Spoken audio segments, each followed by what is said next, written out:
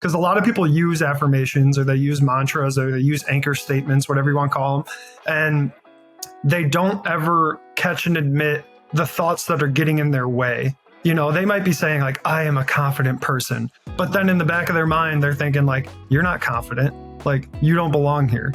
So if you never bring those thoughts to your conscious awareness and be intentional about catching them and admitting to yourself that you're thinking that way first, then you're never going to have a real opportunity at layering on, like you said, and creating that new mindset for yourself. Welcome to the Jeff Sutherland Show. Let's grow today as we learn from decades of real estate and leadership experience. We want you to know that when you log into this show, you're going to get authentic conversation. We're going to give it to you straight, and it's going to be real. Hey, everybody, this is Jeff Sutherland on the Jeff Sutherland Show, and today we have a spectacular guest. His name is Tyler Pazik, and Tyler is a performance mental coach. The guy's a sports psychologist. The guy works with some of the most elite athletes around the globe. This guy is amazing. And so today I was thinking we got to interview this guy because there's so many things that he does that have exact parallels into what we do in business, and this is all about leadership, right? We've been talking about how this podcast is all about bringing on great leaders in different disciplines and their different skill sets and different kind of businesses. And so today we get to meet somebody who's just an amazing younger man and just killing it in his trade. And he actually also happens to be engaged to a very good friend of mine named Bella Loomis. So Tyler, welcome to the show, my friend. Thank you for having me. Appreciate it. Absolutely. So let me ask you right off the bat, like, did you grow up and you were like thinking, I want to be a mental performance coach? Like, how did you even become what you are? I'd love to hear your backstory. Yeah, no, that was definitely never on the radar growing up. I played baseball my whole life, basically. And I played other sports when I was younger in grade school. But then once I got to high school, it was exclusively baseball. And then I went to college to play baseball at Indiana State. And then after I got done, I was kind of working like 3 different jobs and working 6 days a week and not sleeping, basically. And I was like, all right, there's got to be a better way. And I thought about, I remember sitting in, I was a strength coach at the time, and I was sitting in the office by myself. It was after everyone left. And I was just like, man, what do I want to do with the rest of my life? Like, what do I want to give my life to? Like, that's something that kind of drives me. It's like, and I looked up the average age of death. And at the time, the average age of death was 79.79. And I was like, okay, like if I died at 79.79 years old, like what would I be happy giving my life to? And that was sort of the question I asked myself. And then from there, I was like, well, what have I done my entire life? Like, if I look back at my life, like, what is my life telling me I should do? And I just thought back to all the coaching that I've done. And I mean, there was a time when I was like 9 years old and I was playing baseball. And I remember my coach pulled me out of the game and what I thought was no reason at all. And so I'm sitting on the end of the bench, like, I may have been crying, and he comes over to me and he's like, Tyler, like when I put you out there at second base, I need you to play second base. Because I guess what I did was I went over to the shortstop and I was teaching the shortstop how to field a ground ball in the middle of a game. And so that's why he pulled me out. And then, I started coaching baseball when I was 19. I was coaching 15-year-olds, and I coached I coached a lot, basically every year until I was like 25 or 26. So I was like, man, like my life is telling me to be a coach. Okay, well, what type of coach do I want to be? And I really like teaching like that physical skill acquisition side, but I love teaching the mental side of the game. And so I looked it up online, could I make a living being a mental performance coach? And sure enough, you could. So I decided to go to TCU and got my master's in sports psychology, and then opened up my own business, the Pazik Performance Group. And now, 6 years later of doing that full time, here we are on this show, the Jeff Sutherland podcast. So wow, yeah. That's killer. So ISU, were they the Sycamores? What were they? Okay, I was right. Yeah. I grew up in Northwest Indiana, so I'm a big Larry Bird fan. So from the region? Yeah, from the region. You're a region rat? Let's go. That's right. That's right. I'm Absolutely. a certified region rat because all my best friends are from the region, and I would Yeah. hang out up there so much they were like, "All right, you're certified region rat now." I love it. I love it. So you said something earlier that kind of hit me. You said basically you thought about the rest of your life, and is that the way you want to spend? How do you want to spend your life? And I think about all the people, Tyler, that spend their entire working life really not happy. And it's kind of sad, They spend 30, 40 years in an industry where they're just not excited to go to work. And I just I can't even imagine that, right? I'd have to change that somehow, some way. And so you gave that some thought. And so what were the next steps? And you're like, hey, that's what I think I want to do. What were the next steps to that journey? Yeah. Well, kind of going off what you just said, I think a lot of people sometimes feel stuck in the world that they've like created for themselves, or maybe they feel like they unintentionally created it or whatever. But like I always tell the people I'm working with, like you always have a choice. Like you always have a choice. So it's, and if you feel stuck in your job and you want to transfer out, it might mean like a year or 2 or 3 or 5, but it's just like working towards that end goal of getting into the job that you do think you really want to be in. But for me, the steps for opening up my own business eventually was the first one was I had to take the GRE, which is to get into a master's level program. And actually, back then the GRE was like based out of around like 300 was a good score. And I remember the first practice test I took, I got a 257. And I was like, oh boy, here we go. I'm like, I'm never going to go get my master's. But I literally bought one of those thick GRE books at Barnes and Noble. And I read the whole thing front to back and, learned all the strategies and went in. And the first time I took the test, and this is one thing I talk about with my clients a lot, is this ability to like catch, admit, and replace. So I call it the CAR acronym. And basically, it's like everything that happens in our life, we get on this like thought tangent. And when you're driving in the car, the highway in your brain, you have these different billboards up that are telling you different things. You have different thoughts, basically. And some of those billboards could be unproductive. Some of them could be productive. But if you notice an unproductive one, it's tearing it down and then putting up a productive one in its place.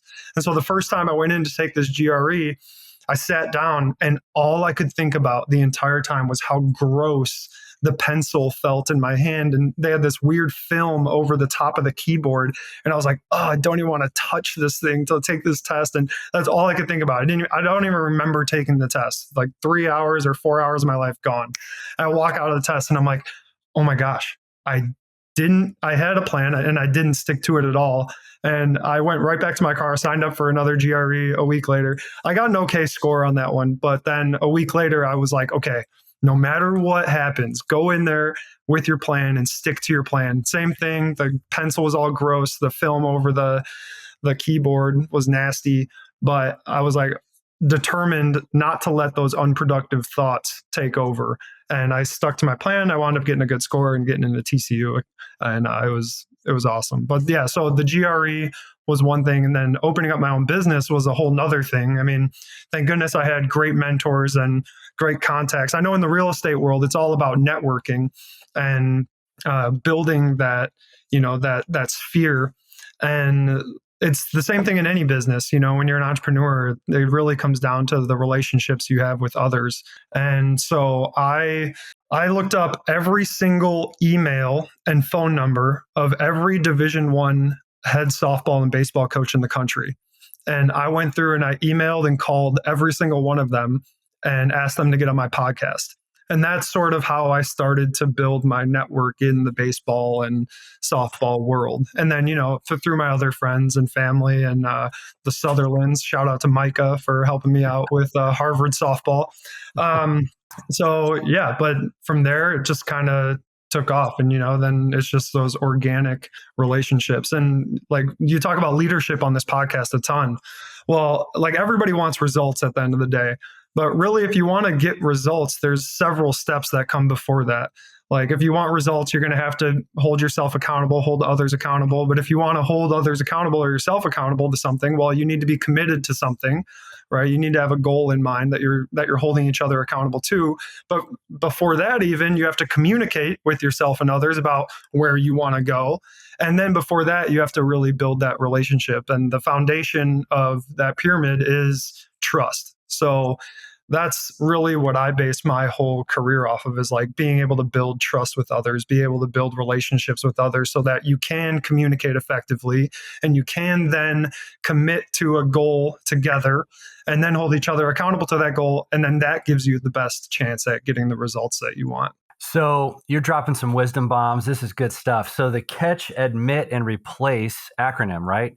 I wrote that down. And so run me through how that would work with your GRE example, right? I'm assuming, or the billboards you were saying, you see all these different billboards on the freeway. Some serve your thoughts, some do not serve you at all.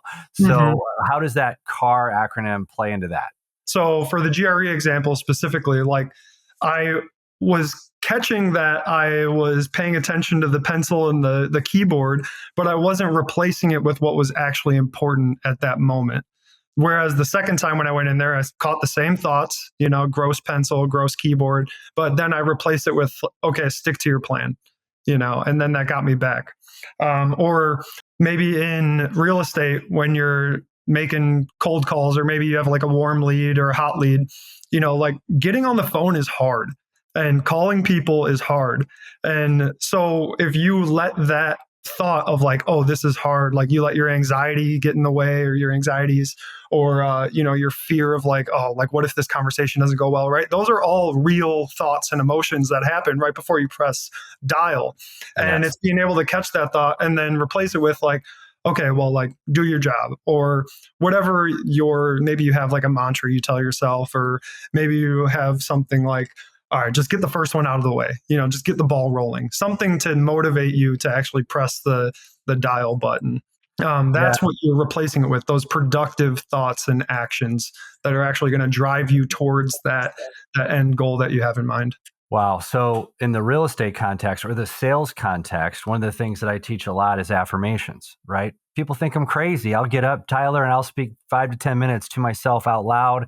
And I have rhythms around that. I have these certain things that I say on a daily basis. I've actually learned, and I'm eager to get your take on this because you're a sports psychologist. You specialize in the brain, the workings of the brain when it comes to performance. But when you create these new affirmations, or you speak highly about your performance, speak positively about yourself, can't you create? I heard a podcast the other day. Aren't you able to actually create new neural pathways in your brain? You basically are rewiring, the negativity out of your brain because you're continuing layering on this positivity that you're always saying to yourself. Mm-hmm. Yeah, I like the word affirmation. Another word for that is mantra. And I like the word mantra because I know what the root words of it. It comes from Sanskrit, and man means mind and tra means tool. So it's a mind tool to help you stay focused on what you need to be doing, basically. And so when you're saying those things to yourself, this is where the catch, admit, replace acronym comes into play, because a lot of people use affirmations, or they use mantras, or they use anchor statements, whatever you want to call them, and they don't ever catch and admit the thoughts that are getting in their way. They might be saying like, I am a confident person, but then in the back of their mind, they're thinking like, you're not confident, like you don't belong here.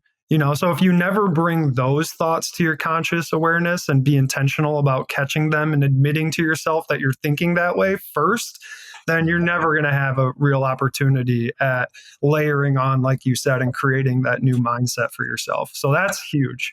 Yeah, that's cool. So y'all got to listen or watch Tyler's website. Okay. I actually recently watched a video he had on there, and he was talking about quality at bats. And those of you that watch my broadcast that love sports like I do, like Tyler does, I was a baseball player too. And there's such a thing as a quality at bat.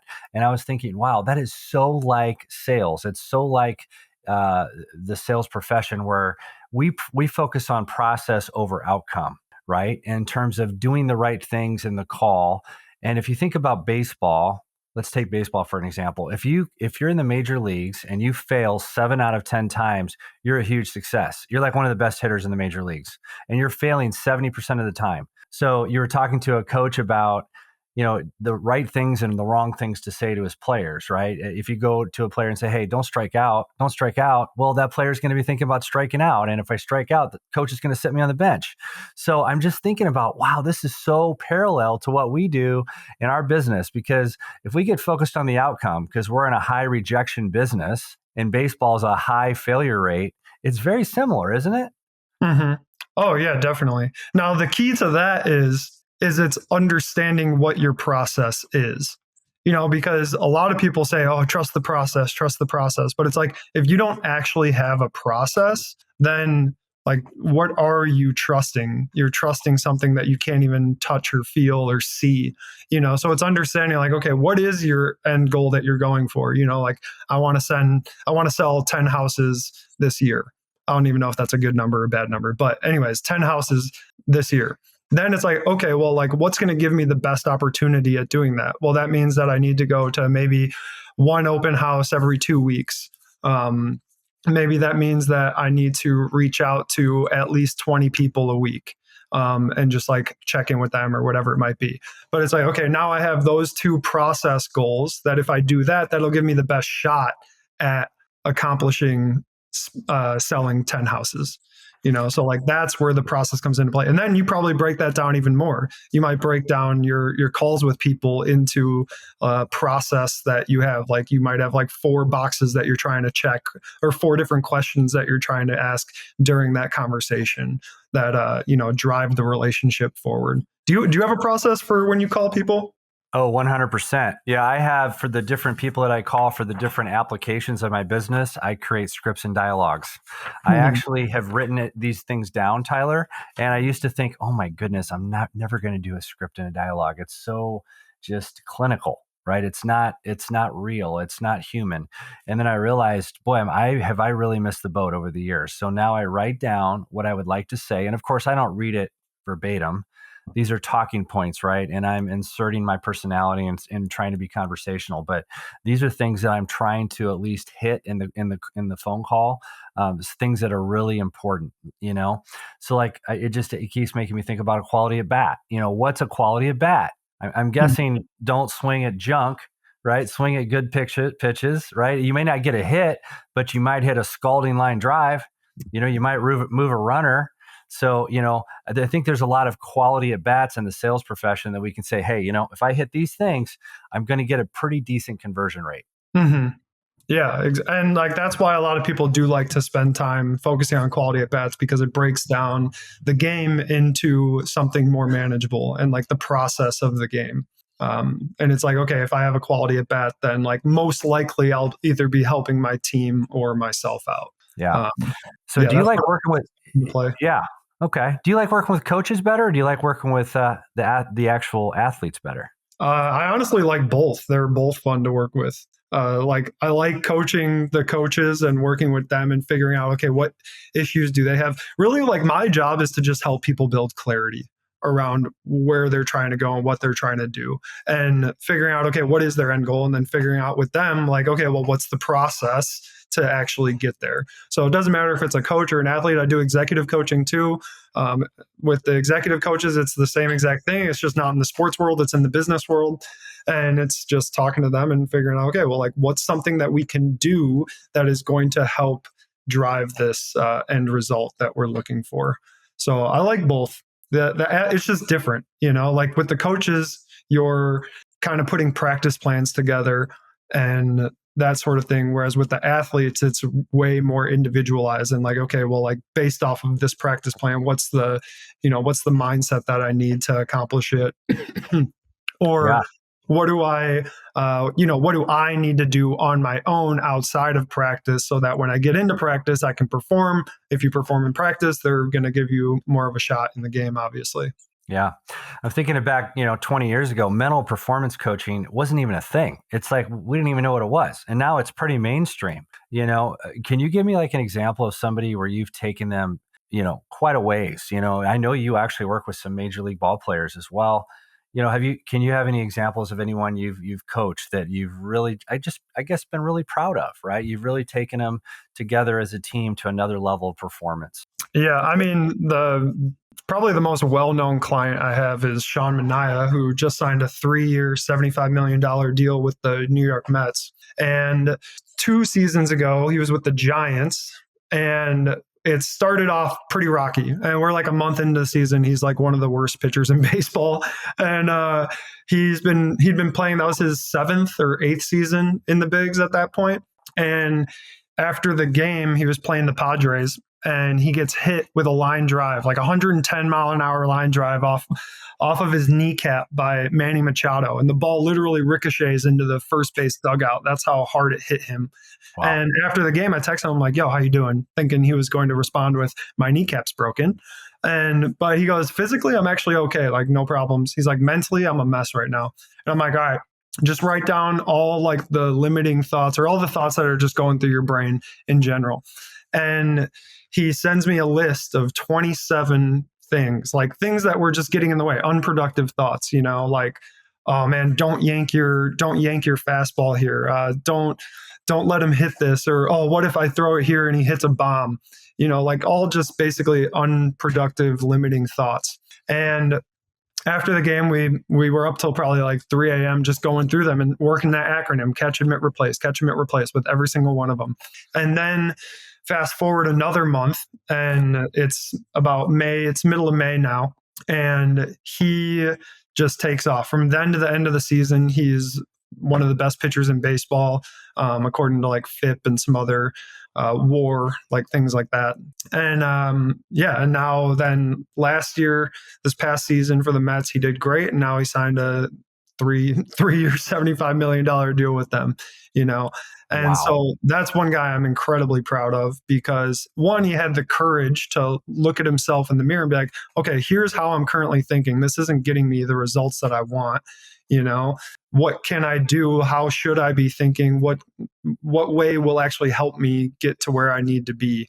And where I'm comfortable with myself. And so like, I think that step towards like that maturity factor, I would say, where, you're able to look at yourself and self-criticize and in a productive way, really, really helped him take off. And so that's one guy that I'm like super proud of. Wow, that's an incredible story, Tyler. I would think that if I were asked, or some people were asked to write down all their limiting beliefs, I think a lot of people would have a hard time with that because they'd have to be vulnerable and they have to be truthful with themselves. And I think a lot of folks struggle with that. They don't want to really bear all of their issues with another human being, right? And so just the fact that he did that, that's a huge testament to your trust, your relationship. And it says a lot about him too, that he's willing to just like do the work. You got to do the work in order to figure out, how you can transverse into another level of performance. Mm-hmm. Yeah. And most of the time too, like you don't get to that moment until it gets really bad, which you get there when you get there sort of thing. But it's all about just building awareness at the end of the day. Like it's building awareness around your thoughts and emotion, and then deciding to place your attention on what you want to think and feel, basically.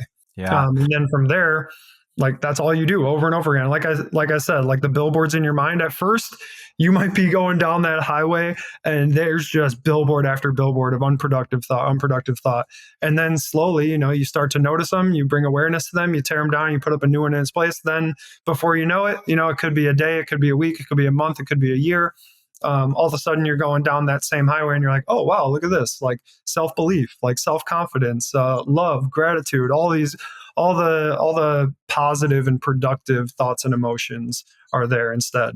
Wow. So self-talk totally gets changed over time if you put the work in, right? It's 99% of the conversations that we have are with ourselves, and sometimes they're with other people.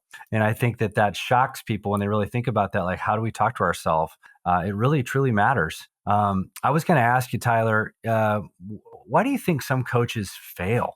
Right. And why is it that they just fall on their face and they can't bring their athletes up to another level? I have my opinions on it, but I'd love to get yours. Why do some of them just aren't that good? Dang, that's a really good question.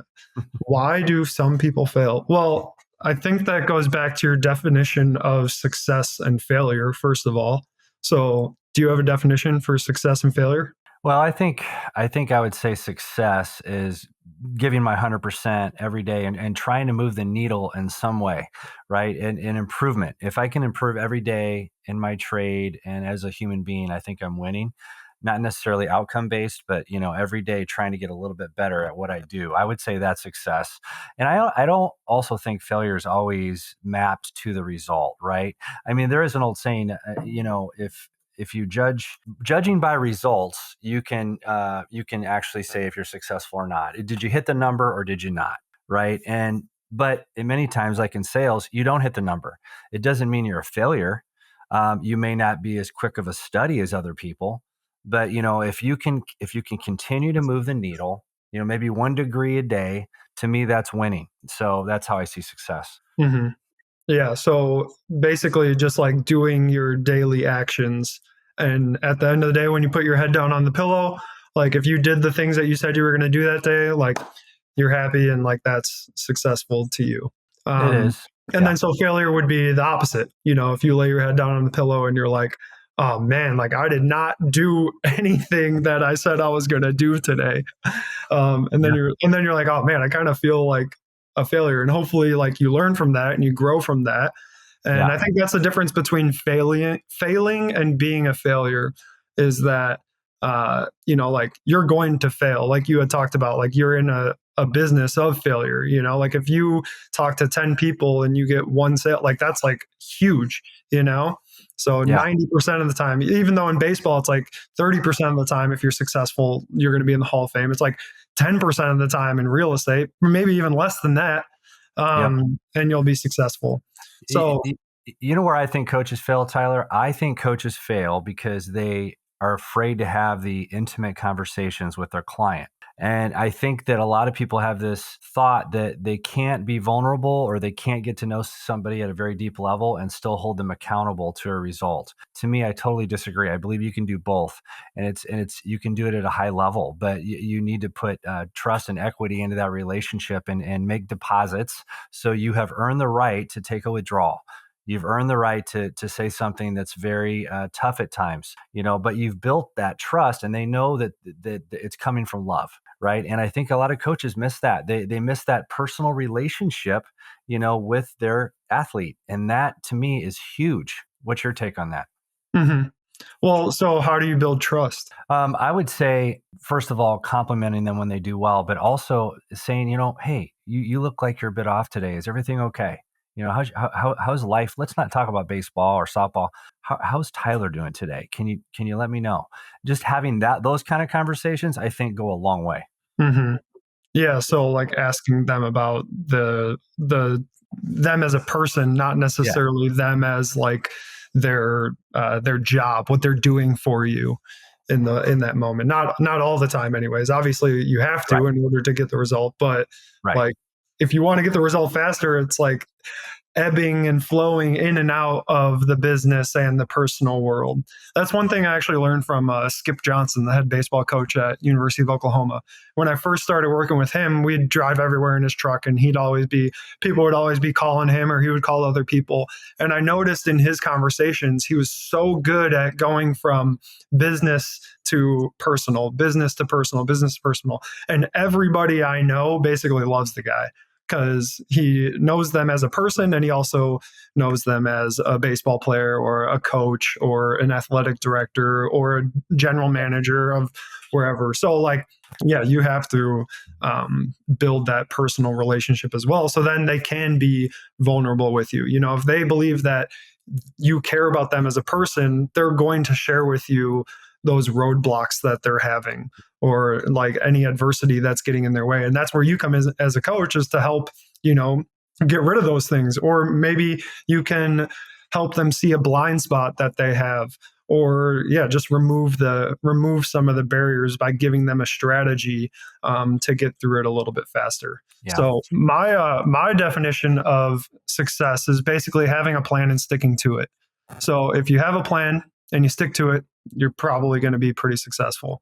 yep, Now, failure, on the other hand, is either A, having a plan and not sticking to it, or not having a plan. And then therefore, because you don't have a plan, you can't stick to it.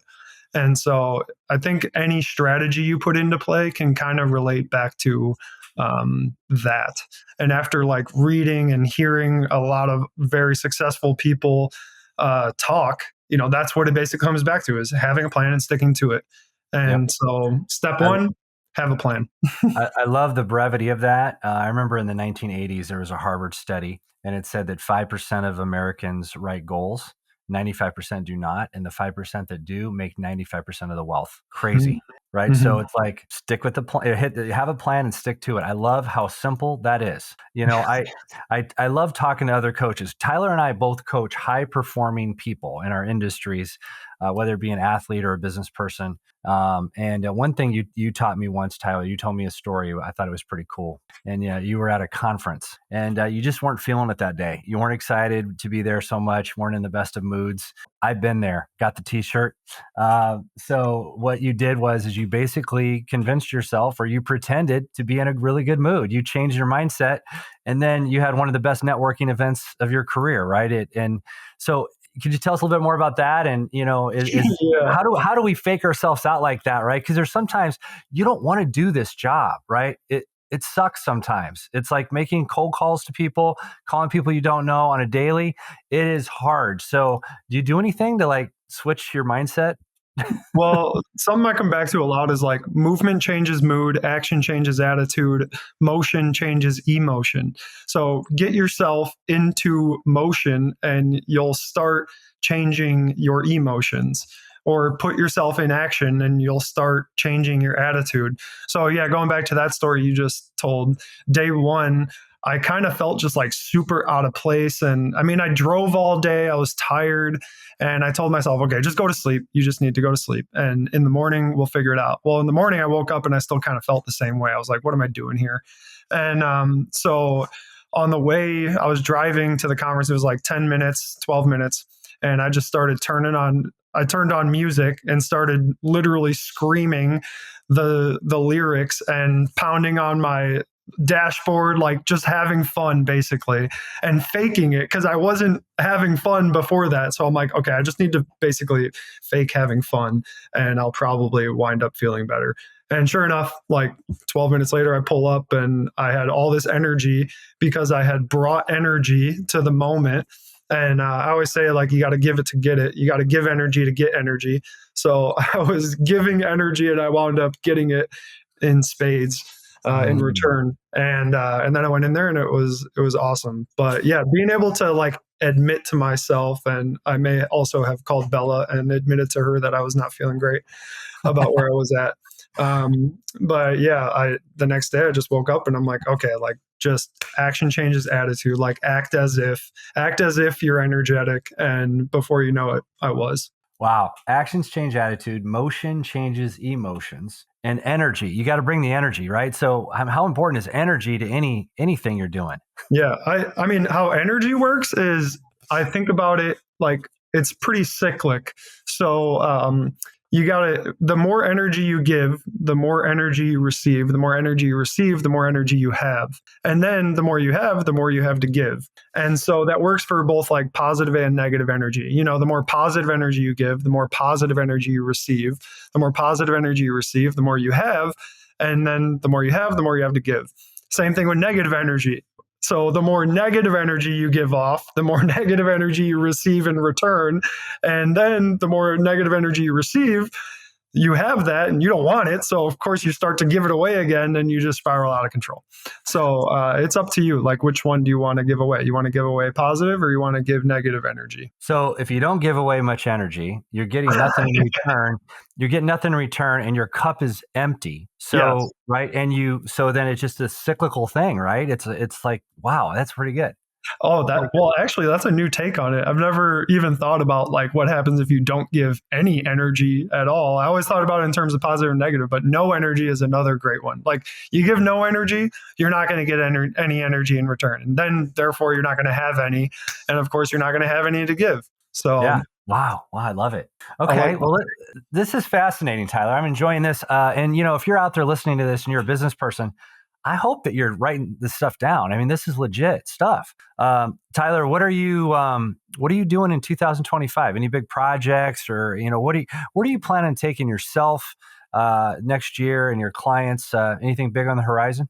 Well, I work with several teams and athletes. So really, it's kind of my downtime right now, just around the holidays and Christmas and New Year's and Hanukkah. A lot of people aren't playing sports or in their job. So it's actually a really chill time. But as soon as the new year comes, a lot of time will be spent working with athletes and coaches. So I'm looking forward to that because I got a lot of like kind of high profile teams that I'm really looking forward to, just building awareness with them and helping them create clarity around what they want and how to get there with them.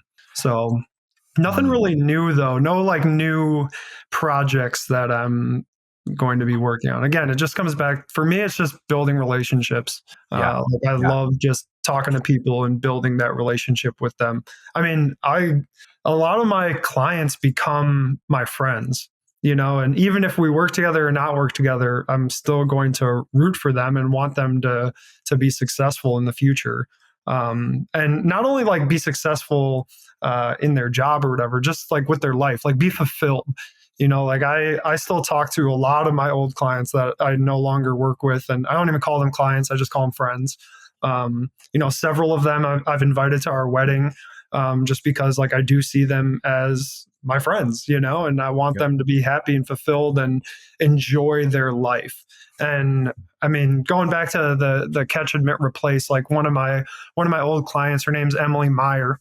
She, when she was like 15 or 16, she placed in the top 5 in the world in CrossFit. And after she played, I think she placed 4th. And after that, she called me up and we started working together because even though she placed 4th in the world, she like cried after every event and she just felt like an absolute mess and a failure of a human being. I'm like, I kind of had this thought. I was like, wow, this is amazing that here's this ultra successful athlete, by outcome and results, but inside they just don't feel that way. And so we worked on, catching the mini wins and catching, emitting, replacing thoughts. And now she's at University of South Carolina and just like loving life and killing it. And we catch up every, probably like twice a year. And every time I'm just like, man, this is such a stark. I always remind her, I'm like, man, think about where you've come from. Like, this is amazing. Like, you're just absolutely loving life, killing it, having a great time. And I'm so happy for her. Well, you said one thing, Tyler, and this is one of the many reasons why you're going to be a huge success. You already are, but you're going to continue to be, because you said it doesn't matter if she's a client or not. You want what's best for her and her life, right? And, in the sales context, especially in real estate, a lot of people have their opinions of real estate agents, and some of them aren't too great. And, I believe that, the last thing I want to do when I go on a listing appointment is try to convince somebody that they need to sell. To me, my job is to give them the different options, right? That makes it for a clear decision for them. So it takes all the stress off of their plate so they can make a good decision. And sometimes that decision is not selling their house. And I got to tell you, when I approach it that way, clients first versus my commission first, everything changes. The client can feel that. They have more respect for me. It's a true fiduciary relationship at that point. And not everybody can do that. It's in our context, we call it being detached from the outcome, right? And if you're all about the client and making sure that they're doing the right thing for their family, you'll end up winning, And now there's sometimes I'm sure that I've missed possibilities of getting paid. Absolutely. But you know what? In the long run, I've had a great career, and I've had people that have trusted me with their biggest decisions of their life. So, I love what you said, Tyler. It's got a lot of merit, Mm-hmm. Well, I mean, one thing that you said there was like that you want what's best for them, and I was thinking, I'm like, I want what's best for them, but that doesn't always mean that they're going to choose the thing that's best for them, and that kind of gets into the second thing you said, which was like being detached from the outcome of what they do wind up choosing. You're just helping them build clarity around where they're currently at, and then leaving the choice up to them, and sometimes they choose something that you're like, all right, well, good luck with that, but at the end of the day, it's their life, and you can give your perspective and your wisdom and all that stuff, but at the end of the day, it's their choice. And I think that by like kind of detaching yourself in that way, that allows them to actually like trust you even more, because you're not kind of forcing something down their throat. Yeah. You're Yeah, just like, all right, absolutely. like here, I haven't seen that work out very often in the past for people, but you know what? Like, it sounds like you're pretty motivated to go forward with this. So like go for it, see what happens. Yep. Yep, that's right. And so today, my friends, we're talking to Tyler Pazik. It's Pazik. And make sure you look at him up on the web. He's got some great material out there. I would bet that he could considerably help your organization, whether you're in the sports field or in the business field.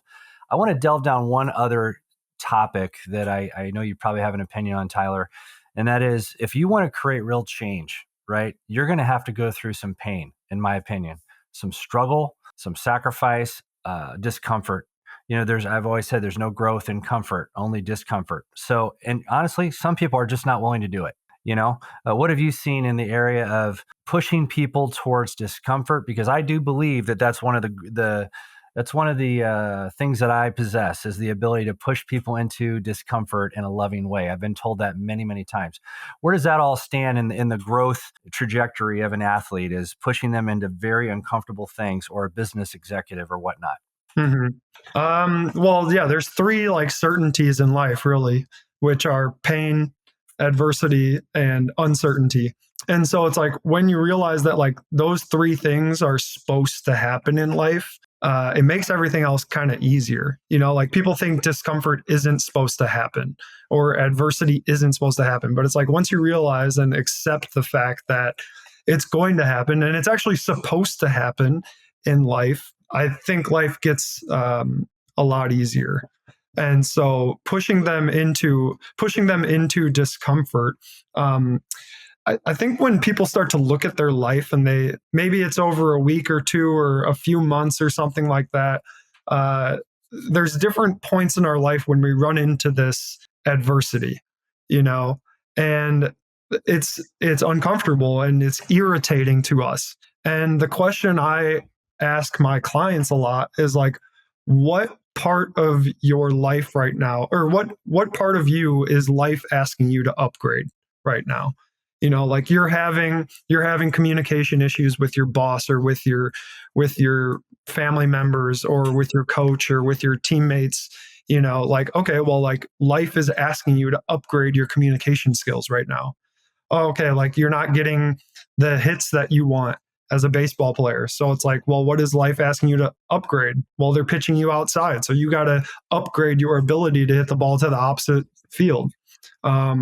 Your Maybe. So do you have an example in real estate off the top of your head, based off of that, like, in terms of Yeah, like? I'm just writing some notes. I love that. So, what is life asking you to upgrade? That's huge. I'm gonna reuse that with your permission, Tyler. And then the other thing you said, and I'll get to my example, is you said that pain, adversity, and uncertainty, they happen in life. And I think you're right. Some people think it's just such a horrible thing that when these things show up, that's life, right? So I think it's how you approach it and how you view it. And if you view it as an opportunity versus something that's just, the sky's falling, it's bad, that in itself is a huge deal. You see everything that comes your way and you're like, okay, cool. What's life asking me to upgrade? Upgrading in real estate, gosh, I can think of a lot of things. A lot of people could sell a lot more houses if they simply go out and do open houses. But they're afraid to do an open house. Why are they afraid? Because they haven't mastered some easy scripts and dialogues to help them talk to clients, right? And they're afraid that they're going to get tongue-tied. Well, when I started real estate, and still to this day, I've said some silly things. I get tongue-tied and I said it all wrong. And then the prospect walks out of the house and I'm like, I can't believe I just said that. I mean, that's horrible. It's like, so, but the only way you get better is through action, through motions, through doing. Adults learn kinesthetically. We learn typically through doing, right? So, you were to talk about how to upgrade. The only way I know to upgrade certain things is to go out and do it and actually be okay with failing. Mm-hmm. John Maxwell, one of my favorite authors ever, wrote a book called Failing Forward. I'd fully recommend it to anybody, right? If you're going to grow, you have to be okay with moving into failure. And then I guess the growth comes when you catch, admit, and what was the other one? Catch, admit, and replace. Yeah. So that's where I upgrades all the time. I mean, in real estate, it's all over the place. In business, it's all over the place. Like I wasn't a good finance person. So I committed to being a master of finance, understanding my business and the numbers, because numbers are the language of real estate, and numbers are the language of business. So I when I decide to master something, I usually pick something every year to try to master. Like, what's the big project for me? In 2025, I'd like to pick up guitar, right? I'd like to actually be able to play the guitar by the end of the year in a decent way. So, what are you choosing to master? Last thing I'll say about this, Tyler, is that many real estate agents try to master too many things. So they're spinning all these plates, and then they become mediocre at many things instead of mastering just one or two things. And I think that you can start to become the jack of all trades, master of none. And that's not a good thing in business. You need to know what you're good at. You need to know what you're not good at. And you need to hire out the stuff you're not good at. Mm-hmm. Yeah. And I mean, it's really looking at, going back to what I was saying about the irritating things that are happening. The reason you probably became a master of your finances is because it was pissing you off a lot. Right. And it was probably like, it might have been weeks, it might have been months, it might have been years of you being like, what the heck? Like, I need to get my until finally like that fire was lit and you were like, okay, I need to upgrade my competency in finances. And then you finally did it, and your life got better. And then the next thing happened.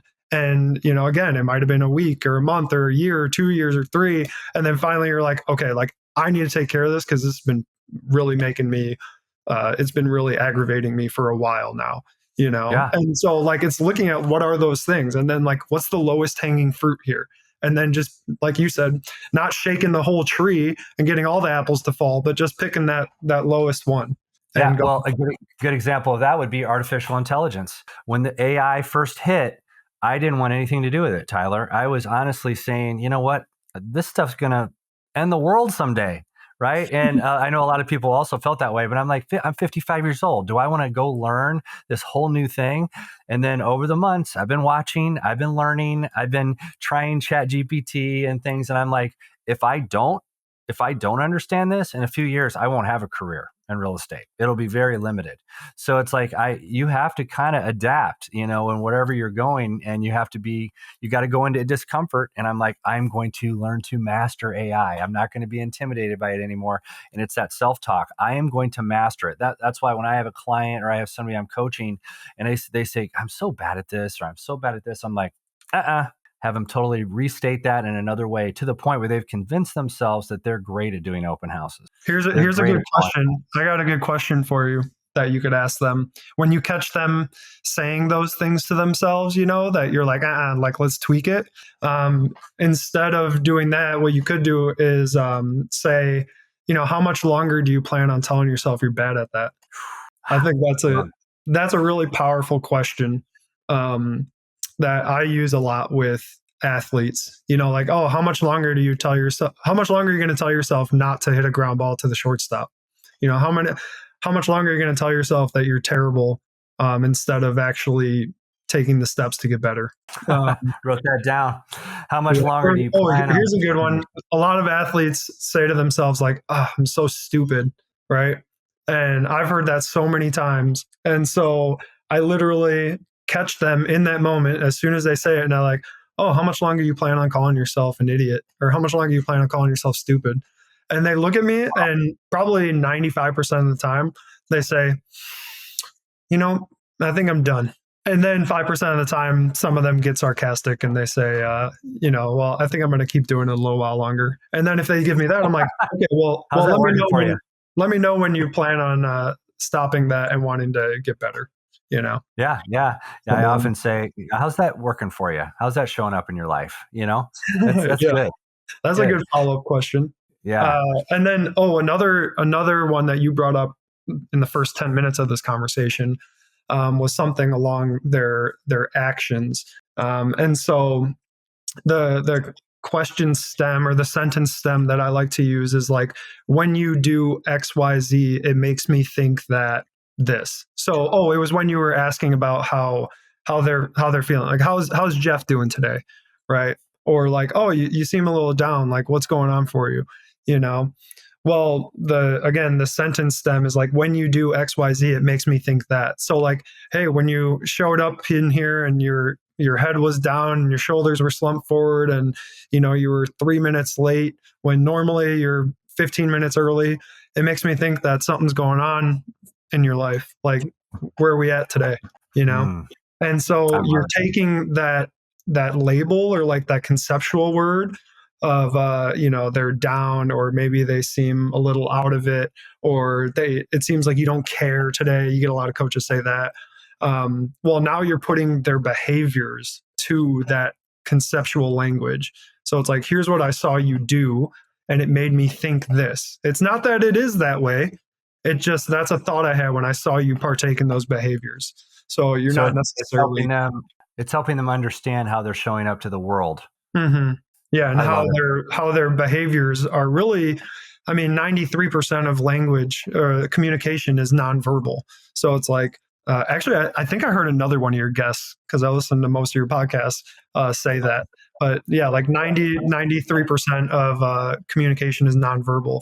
And so that's a great way to, your nonverbals are basically your thoughts on display for the world.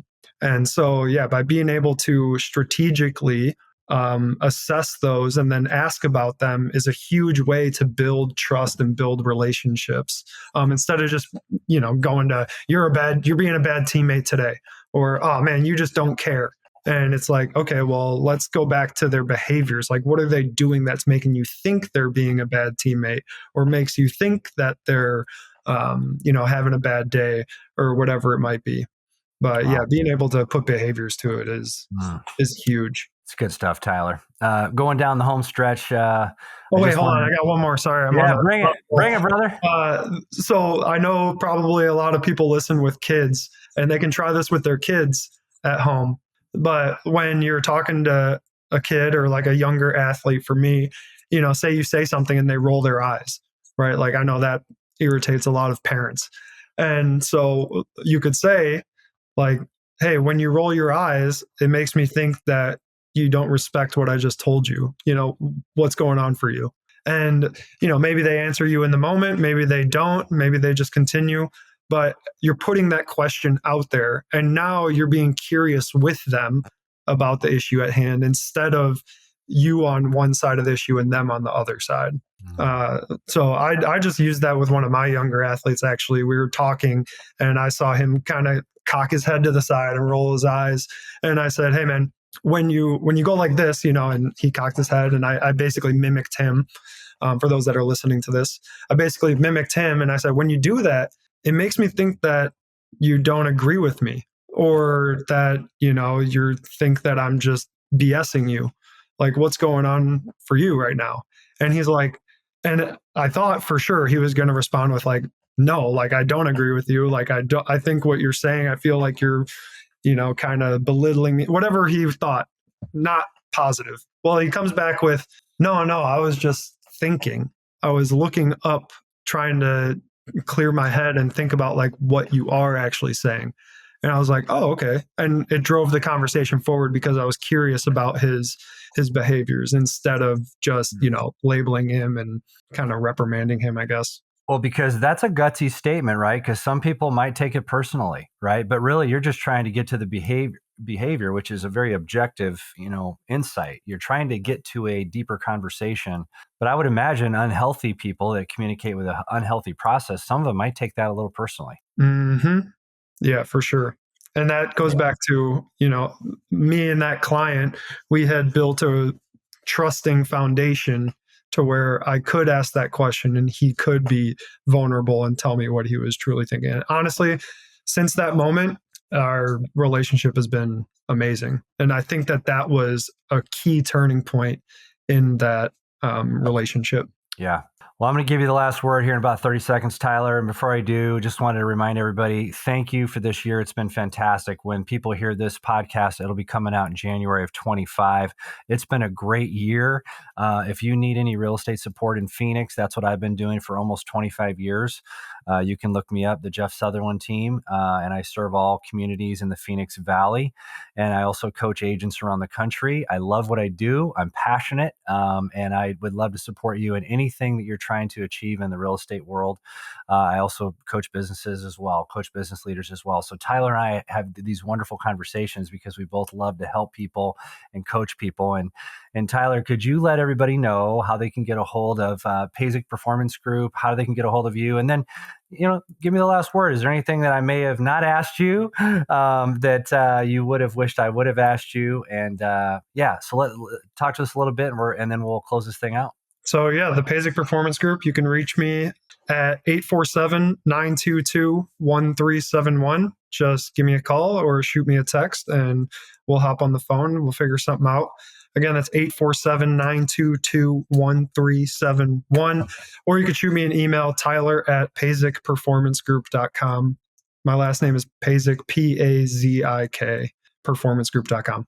So yeah, either one of those two ways works great. Thanks for having me on. I think this was really good. It definitely went from communication skills to, kind of the mental performance stuff. So thank you. Appreciate it.